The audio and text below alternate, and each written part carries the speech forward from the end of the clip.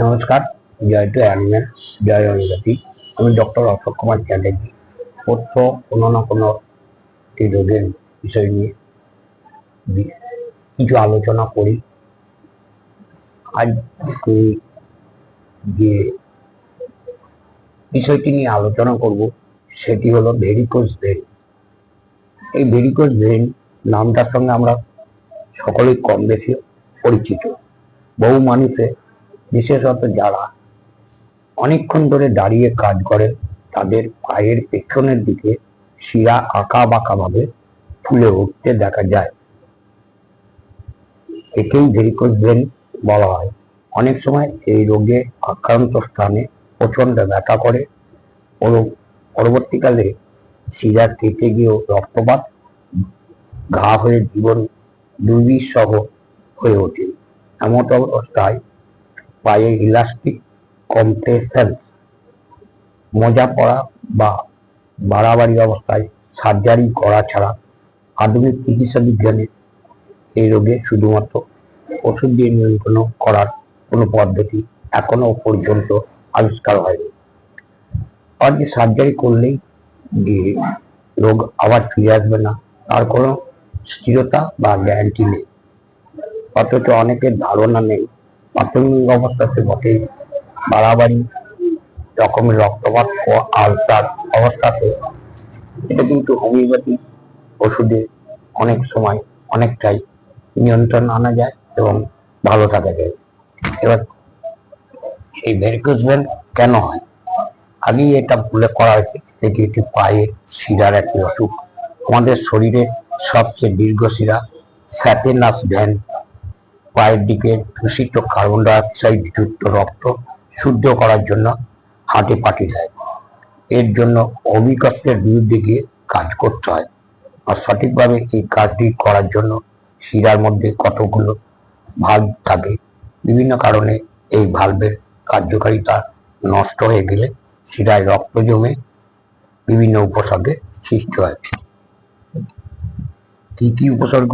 না, পায়ের শিরা আঁকা বাঁকা ভাবে ফুলে ওঠে, যদিও একদম প্রাথমিক অবস্থায় এর কোনো ব্যথা থাকে না।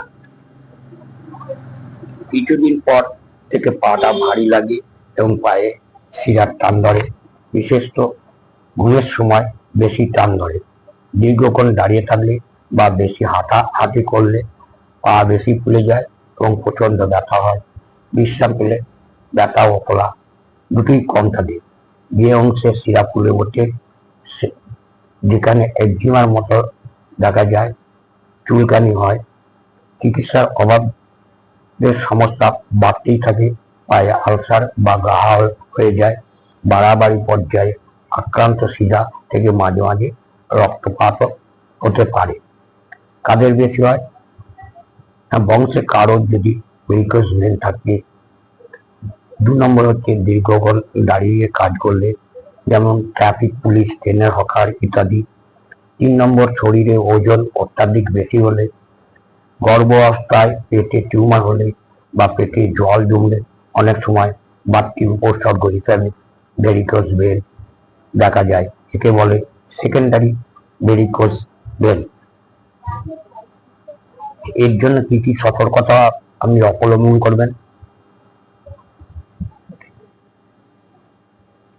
ভেরিকোজ ভেন থেকে প্রাণ সংশয়ের সম্ভাবনা না থাকলে ডিপ ভেন থ্রম্বোসিস নামে পায়ের একটি শিরার একটি রোগ আছে, যেখানে ভেরিকোজ ভেনের মতন উপসর্গ থাকে। এক্ষেত্রে আক্রান্ত ভেন থেকে রক্তের ছোট ছোট দলা ফুসফুস বা হৃৎপিণ্ডে গিয়ে জীবন সংশয় ঘটতে পারে।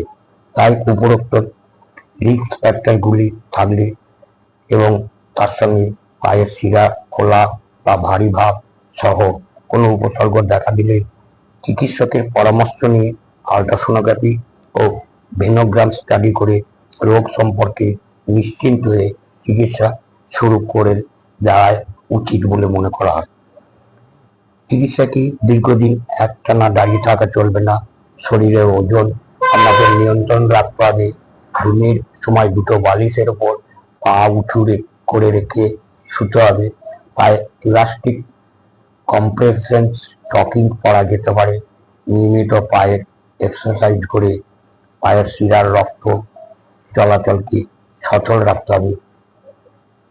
এইবার এই যে এত কিছু শুনলেন, এই পায়ের ভেরিকোজ ভেনের আমাদের হোমিওপ্যাথিতে সুন্দর সুন্দর অনেক ওষুধের কথা বলা হয়েছে, যে ওষুধগুলো রোগীর টোটালিটি অফ সিমটম নিয়ে সঠিক হোমিওপ্যাথের কাছে গিয়ে যদি চিকিৎসা করা হয়, অবশ্যই আপনি এই রোগ থেকে মুক্তি পাবেন এবং অবশ্যই ভালো থাকবেন।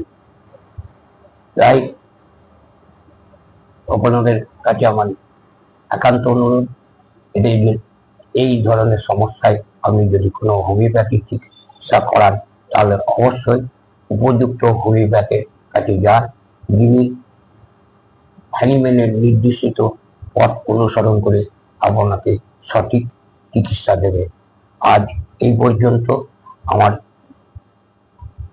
আলোচনা যদি আপনাদের ভালো লাগে, অবশ্যই আমার চ্যানেলটি সাবস্ক্রাইব করবেন এবং অপরকে দেখতে সাহায্য করবেন, প্রচুর পরিমাণে শেয়ার করবেন।